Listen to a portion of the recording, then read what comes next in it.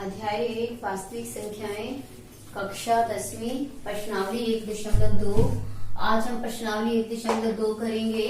प्रश्नावली 1.2 में हमने पहले अभाज्य गुणनखंड के रूप में संख्याओं को अभाज्य गुणनखंड के गुणनखंडों के गुणनफल के रूप में लिखना है। पहला सवाल, उसका पहला भाग, ये सब हम पहले भी कक्षाओं में कर चुके हैं। अभाज्य गुणनखंड में लिखना पहला भाग, देखो 2 सत्ते 14, 2 पे करोगे 2 तिये 6, 2 पंजे 10, 5 पे 5 सत्ते 35, 7 एकम 7। तो हम 140 को कैसे लिख सकते हैं? 2 गुना 2 गुना 5 गुना में 7। अब आप देखो इसका दूसरा भाग, इसी का 156 को हमने लिखना है। देखो कैसे लिखेंगे अभाज्य गुणनखंड के रूप में। 2 सत्ते 14, 2 अट्ठे 16, 2 तिये 6, 2 नीम 18, 3 एकम 3, 3 तिये 9, 13 एकम 13। तो हम 156 को कैसे लिखेंगे? 2 गुना 2 गुना में 3 गुना में 13। अब आप देखो तीसरा भाग इसका कैसे करेंगे हम? तीसरा भाग 3825, 3825। अब हम इसको भाग करके देखेंगे। देखो ध्यान से, 3 के पहाड़े पे देखो आपके पास क्या आएगा? 3 के पहाड़े पे 3 एकम 3, 3 दूनी 6, बच गया आपके पास 2, 3 सत्ते 21, 3 पंजे 15, फिर 3 से 3 चौके 12, 3 दूनी 6, 3 पंजे 15। उसके बाद हम करेंगे 5 पे, 5 अट्ठी 40, 5 को 5 से 25, उसके बाद फिर 5 से 5 एकम 5, 5 सत्ते 35, 17 एकम 17। अब हम 3825 को कैसे लिखेंगे? 3 गुना 5 गुना 5 गुना में 17, इस रूप में लिखेंगे। ध्यान से देखो, ये आपके कितने भाग थे? पहले सवाल के 3 भाग हो गए आपके पहले सवाल के 3 भाग। अब आप देखो हम चौथा भाग करेंगे। पहले सवाल का हम करेंगे चौथा भाग। ध्यान से देखो,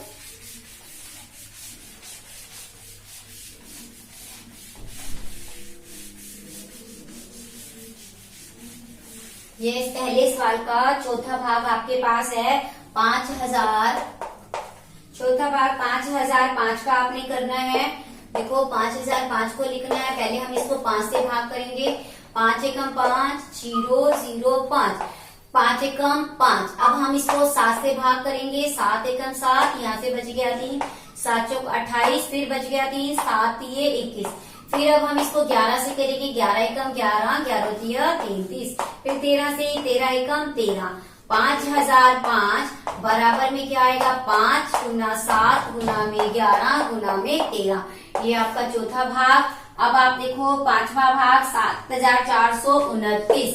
7429 को हम पहले किससे भाग करेंगे? ये आपका कौन सा भाग है? पहले सवाल का 5वां भाग। पहले हम इसको 17 से भाग करेंगे। देखो 7429 है, इसको 17 से भाग करो। 17 से जब हम इसको भाग करेंगे, 17 5 85, 17 चौक 68, 14 में से 8 आप माइनस करोगे 6। उसके बाद देखो 17 एकम 17, 17 दूना 34, 17 तिया 51। हम इसको किससे भाग करेंगे? 17 तिया 51, 3 से जब हम इसको करेंगे तो आपके पास क्या आएगा? 11, यहाँ से ऊपर से 9 लोगे, 17 सत्ता 119। तो इसका मतलब आपके पास क्या आया? 437। अब आप इसको किससे भाग करोगे?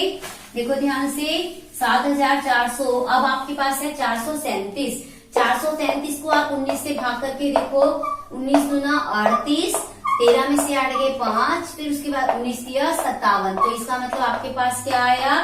23। फिर 23 से भाग करोगे, 23 एकम 23। जब आप इसको भाग कर लोगे तो आप इसको अभाज्य गुणनखंड के रूप में लिखोगे। 7429 बराबर में क्या आएगा? 17 गुना में 19 गुना में 23। अब हम कौन सा सवाल करेंगे? दूसरा सवाल। ये आपका कौन सा था? पहला सवाल, 1.2 प्रश्नावली का पहला सवाल। अब दूसरा सवाल देखो ध्यान से, 1.2 प्रश्नावली का ही दूसरा सवाल। देखो दूसरे सवाल में हमने क्या करना है? दूसरे सवाल में हमने HCF और LCM ज्ञात करना है, और ये भी बताना है कि दो संख्याओं का गुणनफल जो है HCF गुना LCM होता है। देखो ध्यान से, दूसरे सवाल का पहला भाग हम इसको कैसे करेंगे? 26 और हमारे पास क्या है? 91। हम पहले क्या करेंगे? 26 से गुणनखंड लेंगे। 2 एकम 2, 2 तिये 6, 13 एकम 13। हम 26 को क्या लिख सकते हैं? 2 गुना में 13। फिर हम 91 के निकालेंगे। देखो हम क्या करेंगे, 7 एकम 7, 7 दिए 21, 13 एकम 13। तो 91 को हम कैसे लिखेंगे, 7 गुना में 13। पहले हम इसका एलसीएम निकालेंगे। एलसीएम हम कैसे निकालते हैं, देखो 2 एक बार है, 13 एक बार है दोनों में, 7 भी एक बार है, 13 गुना 26, और 26 को जब आप 7 से गुना करोगे, 7 छिक 42, बच गया 4, 7 दूनी 14 और 4 18। तो आपके पास एलसीएम क्या आया, एलसीएम आपके पास क्या आया, 182। अब आपने क्या निकालना है, इसका एचसीएफ। एचसीएफ हम कैसे निकालते हैं, जो दोनों में कॉमन है। कॉमन क्या है, 13 है। देखो ध्यान से, आपके पास एलसीएम भी निकल गया और एचसीएफ भी निकल गया। अब आपने क्या निकालना है, दो संख्याओं आपने जांच करनी है। जांच में आपने क्या करना है कि एलसीएम गुना में एचसीएफ। देखो ध्यान से, दो संख्याओं का पहले हम निकालेंगे दो संख्याओं का गुणनफल। दो संख्याओं का गुणनफल देखो कैसे करेंगे, का गुणनफल। गुणनफल में हम क्या करेंगे, 26 को 91 से गुना करेंगे। गुना करके देखो आपके पास क्या आता है, देखो ध्यान से, 96 से 6 एकम 6, 6 नीम 54, 2 से 2 एकम 2, 2 नीम 18। जब गुना करोगे, जमा करोगे तो 8 और 5 क्या आएगा, 13, 1 आपके पास आ गया 2366। अब आप इसी तरह से एलसीएम और एचसीएफ को गुना करोगे। एलसीएम गुना में एचसीएफ, तो आपके पास एलसीएम क्या था, 182 था, और एचसीएफ आपके पास क्या था, 13 था। गुना करके देखो 182 और 13 को गुना करके देखो, 3 दूनी 6, 3 अठे 24, 3 एकम 3 और 2 5, 2 1 से गुना करोगे 8 और 1 अच्छे, 4 और 2 6, 8 और 5 13, 1 और 1 2। देखो आपके पास ये सिद्ध हो गया कि दो संख्याओं का गुणनफल जो है वो किसके बराबर है, आपका किसके बराबर है, एचसीएफ गुना में एलसीएम के बराबर है। देखो ये दोनों क्या आए हैं, बराबर हैं, अतः यह सिद्ध है, यह सत्यापित है। अतः यह सत्यापित है भी लिख सकते हो, सिद्ध है दोनों ही लिख सकते हो। क्लियर, ये आपका क्या था, दूसरे सवाल का पहला भाग। अब हम करेंगे दूसरे सवाल का दूसरा भाग। दूसरे सवाल का दूसरा भाग, ये दूसरे सवाल का दूसरा भाग देखो ध्यान से। दूसरे सवाल का दूसरा भाग है 510 और 92 का हमने निकालना है। देखो ध्यान से, 510 और 92 दो संख्याएं कौन सी हैं, एक तो 510 है और दूसरी क्या है, 92। पहले हम 510 के गुणनखंड निकालेंगे, भाग करेंगे, 2 दूनी 4, 2 पंजे 10, और आपके पास क्या आएगा, 2 पंजे 10।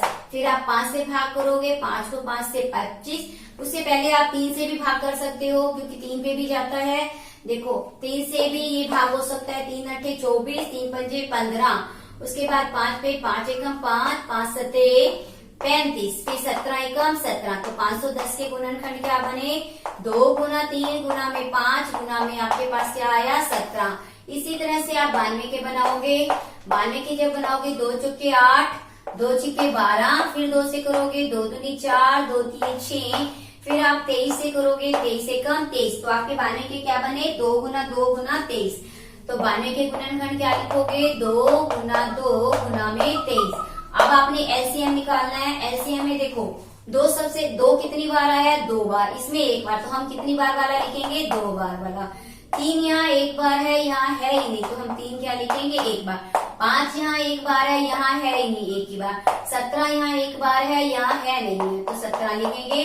गुना में यहाँ 23 1 बार है, तो इसका मतलब इसका एलसीएम आपके पास क्या आएगा, 2 गुना 3 गुना में 5 गुना में 17 गुना में 23।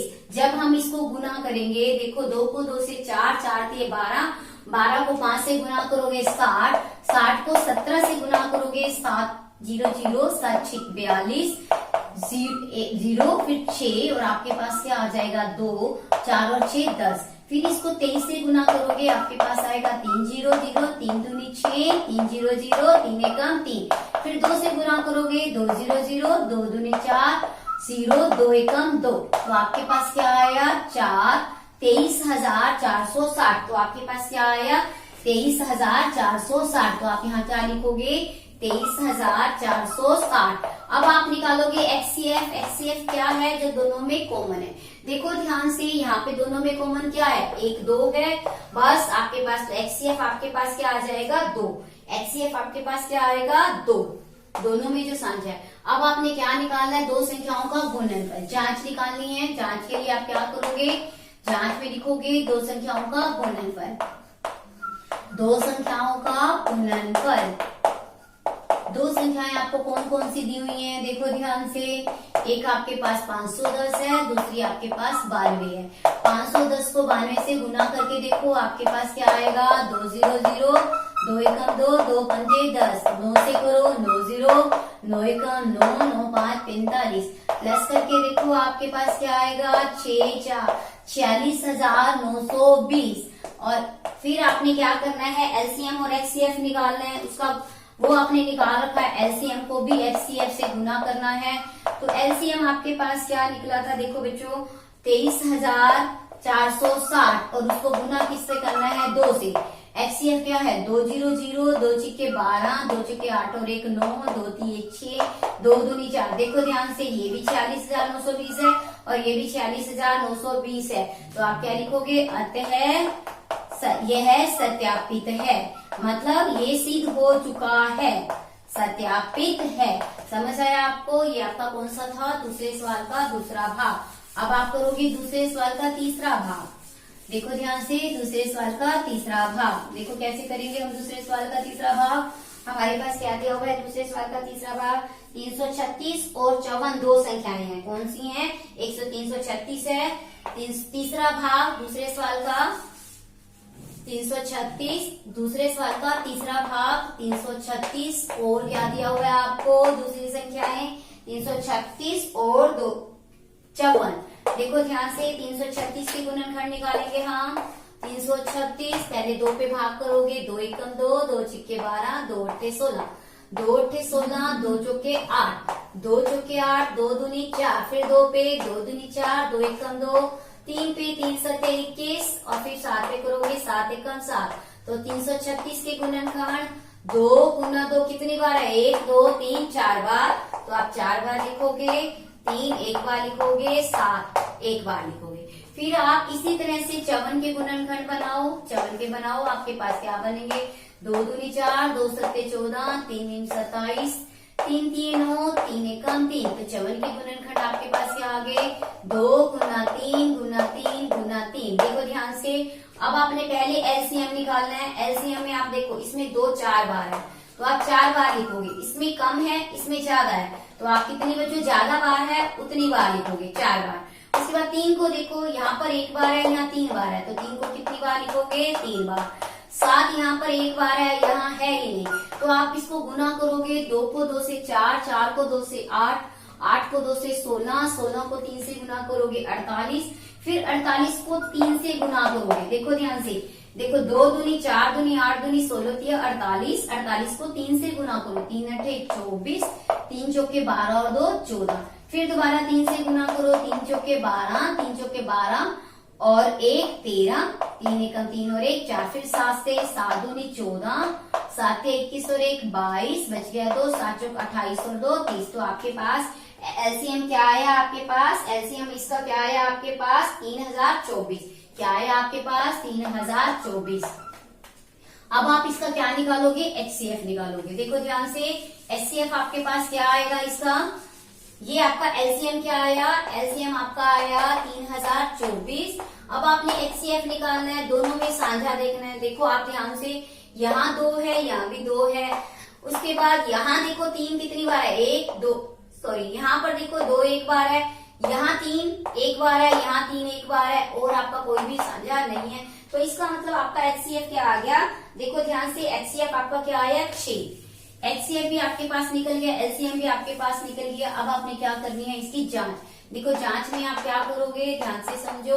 आपने दो संख्याओं का गुणनफल निकालना है, तो दो संख्याओं का गुणनफल आपके पास क्या आएगा, देखो ध्यान से, दो संख्याओं का गुणनफल कैसे निकालेंगे हम, 336 गुना में 54। 336 को 54 से गुना करो, देखो आपके पास क्या आता है, गुना करके 4 6 24, बच गया आपके पास क्या है 2, 4 3 12 और 2 14, 1 4 3 12 और 1 13, 5 के 30 बच गया 3, 5 से 15 और 3 18, 1 5 से 15 और 1 16, प्लस करो 4 8 और 3 11, 2 और 6 8 और आपके पास क्या आ गया 18,144। अब आपने क्या करना है, एलसीएम और एचसीएफ का आपने निकालना है। गुणनफल एलसीएम गुना में एचसीएफ। देखो आपके पास एलसीएम क्या है 3024 और एचसीएफ आपके पास क्या है 6। गुना करके देखो 3024 और उसको 6 से गुना करो, 6 चौक 24, 6 दूनी 12 और 2 14, 6 3 18, तो आपके पास क्या आ गया 18,124। देखो दोनों बराबर हैं तो क्या लिखोगे, अतः यह सत्यापित है, सत्यापित है। ये आपका कौन सा था, दूसरा सवाल, दूसरे सवाल का तीसरा भाग। अब देखो ध्यान से तीसरे सवाल में हमें क्या करना है, अभाज्य गुणनखंड विधि से पूर्णांकों के एचसीएफ और एलसीएम ज्ञात करने हैं। तीसरे सवाल का पहला भाग देखो हम कैसे करेंगे, 12 15 और 21 का हमने क्या ज्ञात करना है, एलसीएम भी ज्ञात करना है और एचसीएफ भी ज्ञात करना है। देखो ध्यान से हम इसका एलसीएम और एचसीएफ कैसे ज्ञात करेंगे। पहले हम 12 के भाज्य गुणनखंड बनाएंगे, 2 6 12, 2 3 6, 3 एकम 3। फिर हम 15 के बनाएंगे भाज्य गुणनखंड, 3 पंजे 15, 5 एकम 5। फिर हम 21 के बनाएंगे, 3 7 21, 7 एकम 7। अब हमने क्या निकालना है, पहले लिखेंगे 12 के 2 गुना में 3। फिर हम 15 के लिखेंगे, देखो ध्यान से 3 गुना में 5। फिर हम किसके लिखेंगे, 21 के लिखेंगे, हमारे पास क्या आएगा 3 गुना में 7। तो आपके पास देखो ध्यान से एलसीएम इसका क्या आएगा, एलसीएम हम कैसे निकालेंगे, ध्यान से समझो। पहले 2 को देखेंगे, 2 बार है, उसके बाद फिर 3 को देखेंगे, 3 एक बार है सब में। फिर देखो 5 को देखेंगे, 1 बार है, 7 भी आपका 1 बार है। गुना करो, 2 दूनी 4, 4 3 12, 12 को 5 से करोगे 60 और जब 60 को आप 7 से गुना करोगे 7 6 42, तो आपके पास क्या आएगा 420। अब आपने एचसीएफ निकालना है। देखो एचसीएफ सब में जो साझा है, देखो यहाँ 2 है, यहाँ नहीं है, यहाँ 3 है, यहाँ 3 है, यहाँ 3 है, तो सब में आपके पास क्या है 3 है। ये 3, तो इसका मतलब एचसीएफ क्या आ गया आपके पास 3। ये आपका क्या है तीसरे सवाल का पहला भाग। अब आप देखो तीसरे सवाल का दूसरा भाग। तीसरे सवाल का दूसरा भाग देखो ध्यान से, तीसरे सवाल का दूसरा भाग आपके पास है 17 23 और 29। 17 23 और 29 किसका निकालना है हमने, 17 का 23 का और 29 का। देखो 17 23 और 29, 17 अपने पहाड़े पे ही जाता है, 17 एकम 17, 23 भी अपने ही पहाड़े पे जाता है, 23 एकम 23, 29 भी अपने पहाड़े पे जाता है, तो 29 एकम 29। तो 17 के गुणनखंड 17 गुना 1, इसी तरह से 23 के गुणनखंड 23 गुना 1, इसी तरह से 29 के गुणनखंड 29 गुना 1। तो अब हमने एलसीएम निकालना है। एलसीएम कैसे निकालेंगे, देखो 17 गुना में 23 गुना में 29, गुना करो 23 को आप 17 से गुना करो, 7 21, बच गया 2, 7 दूनी 14 और 2 16, 1 से जब गुना करोगे 3 और 2, 1 6 और 3 9, 2 और 1 3। अब आप इसको 29 से गुना करो, देखो ध्यान से 9 एकम 9, 9 ने 81, बच गया 8, 9 3 27 और 8 35, 27 और 8 आपके पास क्या आएगा 35। फिर 2 से गुना करो, 2 एकम 2, 2 नीम 18, 2 3 6 और 1 7, 9, 2 और 1 3, 8 और 5 13, बच गया 7 और 3 और 1 10 और 1 11। तो आपके पास क्या आ गया 11,339। क्या आया आपके पास 11,339। अब आपने एचसीएफ निकालना है। देखो एचसीएफ में तीनों में क्या साझा है 1, तो एचसीएफ क्या होगा आपके पास 1। ये आपका क्या था तीसरे सवाल का दूसरा भाग। अब आप देखो तीसरे सवाल का तीसरा भाग, देखो ध्यान से तीसरे सवाल का तीसरा भाग आपके पास क्या है, तीसरे सवाल का तीसरा भाग 8 9 और 25 के आपने निकालने हैं। 8 9 और 25 इसका आपने क्या एलसीएम भी निकालना है और एचसीएफ भी निकालना है। देखो 8 के गुणनखंड बनाओ, 8 के क्या होंगे 2 चौके 8, 2 दूनी 4, 2 एकम 2। इसी तरह से आप 9 के गुणनखंड बनाओगे, 3 गुना 3 दिए 9, 3 एकम 3। फिर 25 के बनाओगे, 25 के क्या बनेंगे 5 को 5 से 25, 5 एकम 5। अब आप लिखो 8 बराबर में 2 गुना में 2 गुना में 2। इसी तरह से 9 बराबर में 3 गुना में 3। इसी तरह से 25 के गुणनखंड 5 गुना में 5। अब आप एलसीएम निकालो। एलसीएम निकालने के लिए आपको बताया हुआ है 1 बाय 1 एक को देखना है। पहले 2 देखो, इसमें 3 बार है, इसमें है ही नहीं, तो आप कितनी बार लिखोगे? 3 बार। फिर आप 3 को देखो, इसमें 2 बार है, उसमें है ही नहीं, तो 2 बार लिखोगे। फिर आप 5 को देखोगे, आपके 2 बार हैं। समझ आया आपको? अब आप ध्यान से देखो, 2 दूनी 4 दूनी 8, 8 3 24, 24 को 3 से गुना करोगे, आपके पास क्या आएगा? 3 चौके 12, 3 दूनी 6 और 1 7। फिर 5 से गुना करोगे, 5 दूनी 10, 5 सत्ते 35 और 1 36। फिर दोबारा 5 से गुना करोगे, 5 0 0, 5 के 30, बच गया 3, 5 3 15 और 3 18। तो इसका मतलब आपके पास क्या आया? एलसीएम 1800। आपके पास क्या आया? 1000। अब आपने निकालना है एचसीएफ। देखो एचसीएफ सब में आपके पास यहाँ गुणा में क्या है? देखो 1 1 1 है, तो इसका मतलब सब में साझा क्या है? 1 है, तो एचसीएफ आपके पास क्या होगा? 1 होगा। एचसीएफ ये आपका कौन सा सवाल था? तीसरा सवाल। ये आपका तीसरा सवाल था। अब आप देखो चौथा सवाल। चौथा सवाल देखो हमने क्या करना है। चौथे सवाल में एचसीएफ आपको दिया हुआ है। एचसीएफ जो है 306 और 657 का आपके पास एचसीएफ है 9। ध्यान से देखो एचसीएफ आपके पास क्या है? 9 है। अब आपके पास एलसीएम आपने ज्ञात करना है। देखो ध्यान से एलसीएम आपने निकालना है। किस किस का निकालना है? 306 और 657 का एलसीएम आपने निकालना है। देखो इसमें 2 संख्याएं कौन कौन सी हैं? 2 संख्याएं आपके पास क्या हैं? 2 संख्याएं कौन कौन सी हैं आपके पास? देखो एक 306 है और क्या है? 657। हमने पढ़ा है एलसीएम गुना में एचसीएफ, एलसीएम गुना में एचसीएफ। ये आपने को ध्यान रखना है कि क्या किसके बराबर होता है? एलसीएम गुना एचसीएफ 2 संख्याओं का गुणनफल। 2 संख्याओं का गुणनफल देखो ध्यान से एलसीएम एचसीएफ आपके पास क्या है? 9 है और एलसीएम आपको निकालना है 2 संख्याओं का गुणनफल। 2 संख्याएं कौन कौन सी हैं? एक 306 है, दूसरी आपके पास 657 है। देखो आपने एलसीएम निकालना है 306 गुना में 657 और आपके पास 9 क्या है? गुना वाला कहाँ चला जाएगा? भाग में। काटोगे 9 आप यहाँ से देखो 9 7 63, बच गया आपके पास 2 9 3 27। तो इसका मतलब 306 गुना में क्या आ गया? 73। आप एलसीएम निकालोगे 306 को किससे गुना करोगे? 73 से। देखो गुना करके आपके पास क्या आता है? 306 गुना में 73, 73 से गुना करो 3 6 18, 3 3 9, 7 से गुना करो 7 6 42, 7 3 21। जब आप गुना करोगे फिर जमा करो 2 और 1 3, 9 और 4 13, बच गया 1 1 और 1 2, तो 22,000 आपके पास क्या आ गया? 338। तो इसका मतलब एलसीएम बराबर क्या आया आपके पास? 22,338। ये आपका कौन सा सवाल था? चौथा सवाल। अब आप देखो 5वां सवाल, ध्यान से समझो 5वां सवाल। अब आपका 5वां सवाल देखो क्या है। 5वें सवाल में आपने क्या करना है? देखो ध्यान से 5वें सवाल में कहा है कि जांच कीजिए कि क्या किसी प्राकृतिक संख्या n के लिए 6 की शक्ति n अंक जो है 0 पर समाप्त होती है। तो हम इसके लिए देखो क्या लिखेंगे? 6 की शक्ति n जो 0 पे समाप्त होती है, तो हम मान के चलेंगे यदि किसी संख्या का अंत, देखो ध्यान से, यदि किसी संख्या, हम क्या लिखेंगे? 6 की शक्ति n जो है आपके पास हो सकती है अंत, तो हम क्या इसके लिए क्या करेंगे?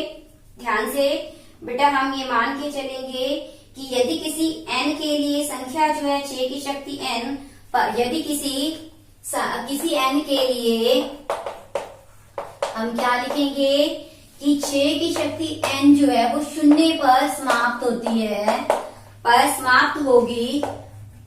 समाप्त होगी, तो वह क्या होगी? तो वह 5 से विभाज्य होगी। 5 से क्या होगी? विभाज्य होगी। 5 से विभाज्य होगी। ध्यान से देखो इसका मतलब क्या है? अर्थात हम ये भी कह सकते हैं कि अगर वो 5 से विभाज्य है तो उसकी जो अभाज्य गुणनखंड है उसमें 5 जरूर आना चाहिए। 6 की शक्ति n क्या है कि अभाज्य गुणनखंड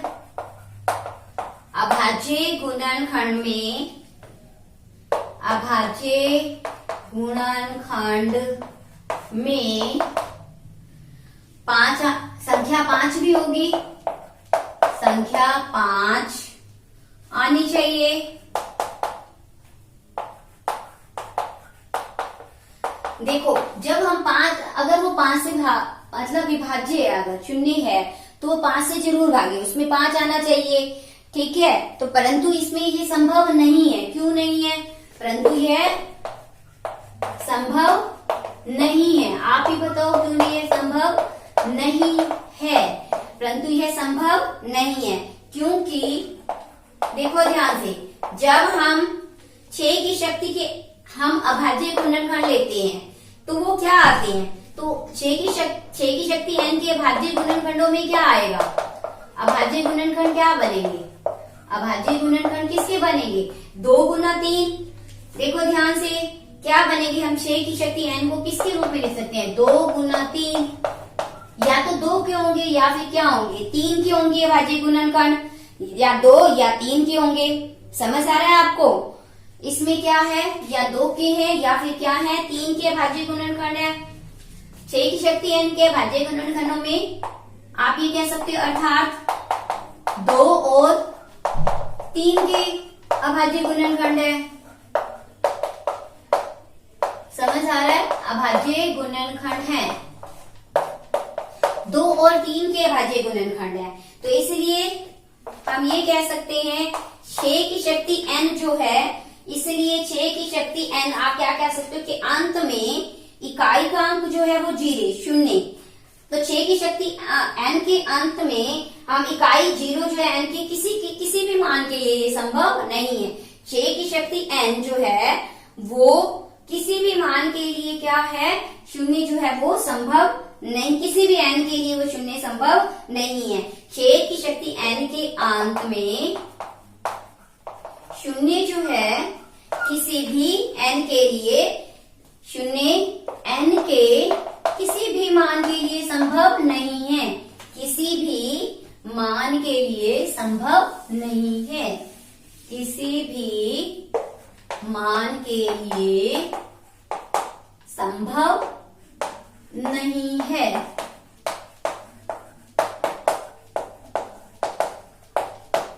ये आपका 5वां सवाल था। अब आप देखो 6ठा सवाल।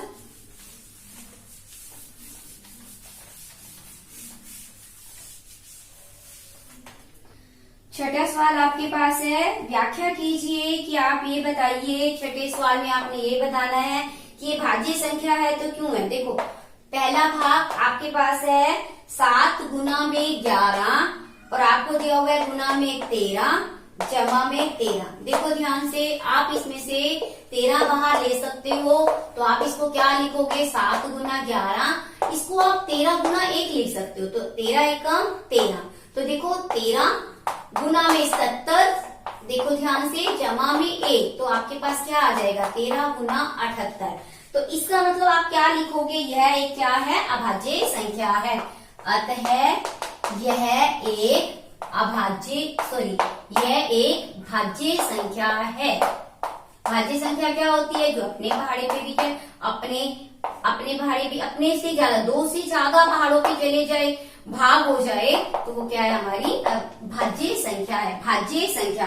अब हमने दूसरे के लिए भी बताना है। इसका दूसरे भाग में है 7 गुना 6 गुना में 5 गुना में 4 गुना में 3 गुना में 2 गुना में 1 जमा में आपके पास 5। इसको हम 5 गुना 1 भी लिख सकते हैं।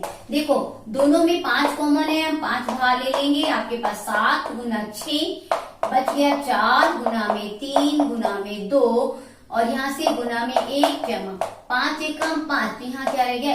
7 को 6 से गुना करोगे 42, 42 को 4 से गुना करोगे आप 42 को आप 4 से गुना करके देखो 4 दूनी 8, 4 चौके 16। देखो फिर 3 से गुना करके देखो, 3 अट्ठे 24, 3 छिक्के 18 और 2 20, बच गया 2 3 एकम 3 और 2 5। फिर 2 एकम 2, 2 से गुना करोगे 2 चौके 8, 2 पंजे 10, 2 चौके 8 0, 2 पंजे 10। तो आपके पास 1008 जमा में 1 आ गया। और देखो यहाँ से गुना में 5 है, 5 गुना जब आप प्लस करोगे तो आपके पास क्या आएगा 1009। तो इसका मतलब आप क्या लिख सकते हो, हाँ ये क्या है एक, अतः यह एक क्या है भाज्य संख्या है, अतः यह एक भाज्य संख्या है। क्या लिखोगे, अतः यह एक भाज्य संख्या है। अब आपका क्या है छठा 7वां सवाल। देखो इस प्रश्नावली का 7वां सवाल आपके पास क्या है,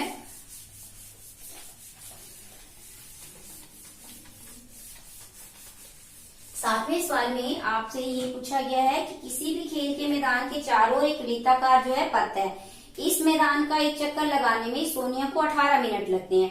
जब इसी मैदान का चक्कर लगाने में रवि को 12 मिनट लगते हैं, तो मान लीजिए दोनों एक ही स्थान से एक ही समय पर चलना शुरू करते हैं और एक ही दिशा में चलते हैं, तो वो किस बिंदु से पुनः प्रारंभिक स्थान पर मिलेंगे। तो देखो वो पुनः जो है वो प्रारंभिक स्थान पर कब मिलेंगे, जहां पर क्या होंगे 18 मिनट, और देखो दोनों जो है 18 और वहां पर मिलेंगे जहां पर वो 18 और 12 दोनों के क्या होंगे गुणज होंगे। तो वे दोनों 7वां सवाल, वे दोनों पुनः मतलब दोबारा, वे दोनों पुनः कहाँ पे मिलेंगे, वे दोनों पुनः उस समय,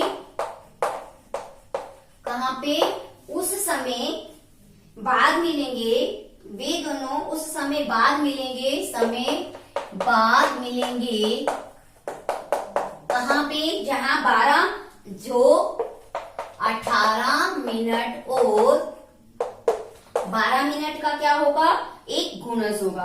18 मिनट और 12 मिनट का क्या होगा गुणज होगा।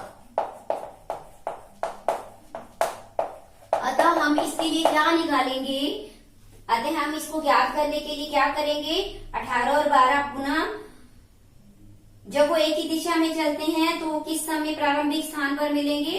हम इसके लिए क्या करेंगे, एलसीएम निकालेंगे इसका। 18 मिनट और 12 मिनट का क्या निकालेंगे, 12 मिनट का एलसीएम ज्ञात करेंगे। किसके लिए, प्रारंभिक स्थान पर मिलने के लिए। देखो ध्यान से 18 मिनट, 18 के बनाओ गुणनखंड, 2 नीम 18, 3 तिये 9, 3 एकम 3। तो आपके पास 18 के गुणनखंड बन गए 2 गुना 3 गुना 3। इसी तरह से आप 12 के बनाओगे तो आपके पास क्या बनेंगे, 2 छिक्के 12, 2 तिये 6, 3 एकम 3। तो 12 बराबर आपके पास क्या आ गया 2 गुना में 3। अब आप क्या करोगे, इसके गुणनखंड बनाओ, बना लिया आपने। अब आप देखो इसका एलसीएम निकालो। कैसे निकालोगे एलसीएम, ये आपका कौन सा सवाल है, 7वां सवाल है। तो एलसीएम निकालने के लिए हम क्या करेंगे, देखो ये 2 एक बार यहाँ है, 2 बार यहाँ है, तो जो ज्यादा बार है वही लिखना है आपने। 3 यहाँ 2 बार है, यहाँ 1 बार है, तो हम क्या करेंगे 3 गुना 3। तो हमारे पास क्या आएगा 2 दूनी 4। उसके बाद आपके पास देखो ध्यान से 4 तिये 12, 12 तिये क्या आ जाएगा 36 मिनट। इसका मतलब वो दोनों प्रारंभिक स्थान पर पुनः जो है वो कब पुनः प्रारंभिक स्थान पर कितने मिनट बाद मिलेंगे, 36 मिनट बाद। कौन कौन, एक सोनिया और एक रवि। सोनिया और रवि, सोनिया और रवि 36 मिनट के बाद,